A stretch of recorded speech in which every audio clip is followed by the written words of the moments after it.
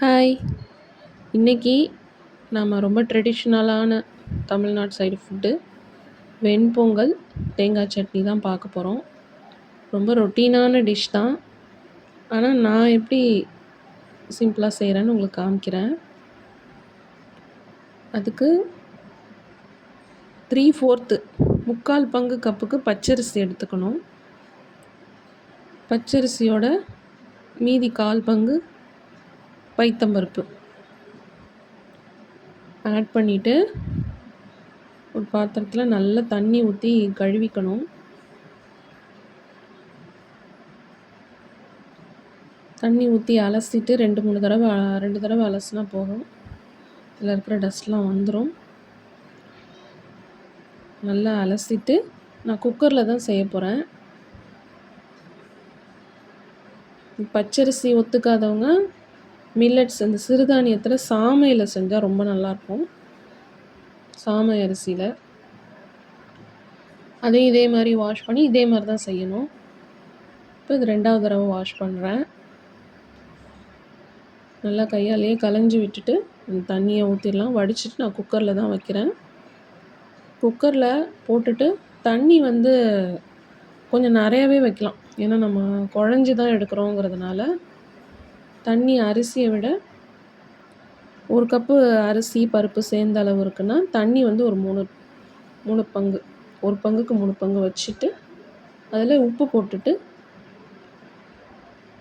Cooker மூடி போட்டு wait போட்டு வச்சிடணும்.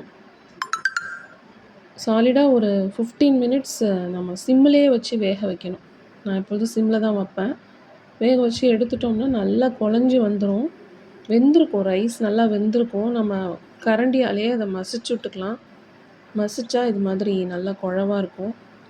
இன்னும் குழவா வேணும் அப்படின்னா வெந்நீர் நம்ம ஆட் பண்ணிக்கலாம். கொஞ்சமாக ஆட் பண்ணணும், நிறையா ஊற்றக்கூடாது. அதுக்கு தாளிக்கிறதுக்கு நான் நெய் எடுத்திருக்கேன். நெய்யில் மிளகு, ஜீரகம், பச்சை மிளகாய், அப்புறம் முந்திரி இது மட்டும்தான் ஆட் பண்ணுறேன். கருவேப்பிலை, இஞ்சி இதெல்லாம் ஆட் பண்ணலாம். நான் அதெல்லாம் ஆட் பண்ணல. இது மாதிரி செஞ்சால் தான் பிடிக்கும்னு சொல்லிவிட்டு அதை ஆட் பண்ணி குக்கரில் இருக்கிற பொங்கலோட கிளறி விட்டு அதிலே நாம் மேலே ஒரு ஸ்பூன் நெய்யை ஊற்றிடணும். அதுக்கு சைட் டிஷ் வந்து தேங்காய் சட்னி. தேங்காய் சட்னிக்கு ஒரு 6-7 பல் பூண்டு, தேங்காய் பீஸாக நறுக்கி வச்சுருக்கேன், பொட்டுக்கடலை ஒரு 1/2 கப்பு, பச்சை மிளகா, வெங்காயம், புளி வைப்பாங்க, நான் புளி வைக்க மாட்டேன், உப்பு இதெல்லாம் போட்டு மிக்சியிலே நல்லா அரைச்சி எடுத்துக்கணும். கொஞ்சம் ரொம்ப மாவாக அரைக்கக்கூடாது, கொஞ்சம் திப்பியாக தான் அரைக்கணும். அரைச்சி எடுத்துகிட்டு தாளிச்சாச்சு. கடுகு, உளுத்தம்பருப்பு போட்டு சமையல் எண்ணெயில் தாளிச்சாச்சு குக்கிங் ஆயிலில். பொங்கல் ரெடி வித் தேங்காய் சட்னி. இன்ஸ்டண்ட்டாக சீக்கிரமாக செஞ்சிடலாம். ஒரு 15 மினிட்ஸில் நம்ம இதை பொங்கல் வேகிற நேரமே சட்னியும் அரைச்சி எடுத்துடலாம். இந்த பொங்கலுக்கு வந்து சட்னி ரொம்ப நல்ல காம்பினேஷன், எல்லாருக்கும் தெரியும் தேங்காய் சட்னி. நான் வந்து வேர்க்கடலை சட்னி தான் அரைப்பேன். அன்றைக்கி நைட் டைம் இதை செஞ்சதுனால நான் தேங்காய் சட்னி செஞ்சேன். வேர்க்கடலை சட்னி நல்லாயிருக்கும், சாம்பார் நல்லாயிருக்கும். இதோட வடை, உளுந்து வடை தான் ரொம்ப ஸ்பெஷல் காம்பினேஷன் இதுக்கு. இந்த பொங்கல் வந்து காரம் கம்மியாக தான் நான் போட்டிருக்கேன். வேணும்னா கூட நீங்கள் பச்சை மிளகாய் ஆட் பண்ணிக்கலாம். ரொம்ப டேஸ்டியாக இருக்கும், நெய், முந்திரி பருப்புலாம் போட்டதுனால. ஆல்ரெடி மூங் தால் பாசிப்பருப்பு போட்டிருக்கோம், அதுவும் ஹெல்த்தி தான். ஒவ்வொருத்தருக்கு பச்சரிசி சாப்பிட்டா தூக்கம் வரும், ஹெவியாக இருக்கும். அவங்களுக்கு கேஸ்ட்ரைட்டிஸ் இருக்கிறவங்க தான், வயிறு புண்ணாக இருக்கிறவங்க அது மாதிரி இருக்கும். செஞ்சு பாருங்கள். இப்போ ஸ்கூல் ஆரம்பித்தாச்சு. என் பசங்க வீட்டில் லீவ் நாளில் இருந்தப்போ பண்ண வாழ்த்தனம் அதெல்லாம். இங்கேயும் அங்கேயும் ஏறுறது இறங்குறது நம்ம கண்ட்ரோலே இல்லை. இப்போ 2 நாள் தான் ஸ்கூல் திறந்து ஆகுது. இதெல்லாமே நம்ம இப்போ மிஸ் பண்ணுவோன்னு நினைக்கிறேன். வெளியில் போய் விளையாடுறது, அவுட்டிங் அழைச்சிட்டு போகும்போது நல்லா என்ஜாய் பண்ணாங்க பசங்க. உங்கள் வீட்லேயும் இது மாதிரி குட்டி பசங்க, ஸ்கூல் போகிற பசங்க இருந்தாங்கன்னா என்ஜாய் பண்ணியிருப்பாங்க. இப்போ இந்த 2 நாளாக ஸ்கூல் போகிறதுனால நீங்களும் மிஸ் பண்ணியிருப்பீங்கன்னு நினைக்கிறேன். இது என் 2வது பையன். 2ம் சரியான வாலுங்க தான். வெளியில் அழைச்சிட்டு போய் நல்லா நிறைய இடம் சுற்றி காமிச்சாச்சு பசங்களுக்கு லீவில். உங்கள் வீட்டில் உங்கள் பசங்களுக்கு நீங்கள் என்ன பண்ணீங்க? ஹாலிடேஸ்க்கு எங்கே போனீங்கன்னு சொல்லுங்கள். இது எங்கள் வீட்டில் பூத்த மல்லிகைப்பூ. ஒரு பூ தான் வச்சுது, அதுதான் எடுத்திருக்கேன். பொங்கல் செஞ்சு பாருங்கள். ரொம்ப ஈஸியான மெத்தட் தான். செஞ்சு பார்த்துட்டு எப்படி இருக்குன்னு சொல்லுங்கள். கமெண்ட் பண்ணுங்கள். எதுவும் கரெக்ஷன்ஸ் இருக்குன்னா சொல்லுங்கள். சப்போர்ட் பண்ணுங்கள்.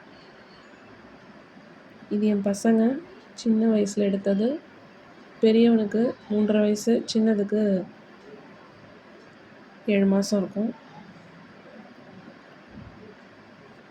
இப்போ நல்லா வளர்ந்துட்டானுங்க. ஷேர் பண்ணணும்னு தோணுச்சு, பசங்களை மிஸ் பண்ணுறத, அதனால் இதில் போட்டேன். இந்த வீடியோவில் அப்லோட் பண்ணேன்.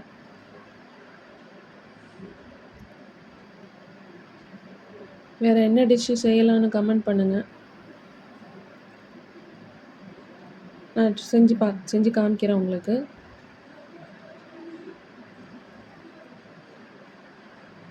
பிள்ளைங்களுக்கு ஸ்கூல் லஞ்ச் பாக்ஸு ரெசிபீஸ் அதெல்லாம் அடுத்தடுத்து போடுறேன்.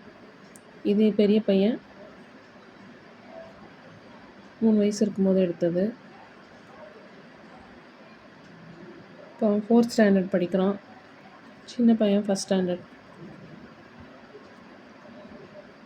உங்கள் வீட்டில் பசங்களாம் நல்லா வாலு பண்ணுவாங்களான்னு சொல்லுங்கள்.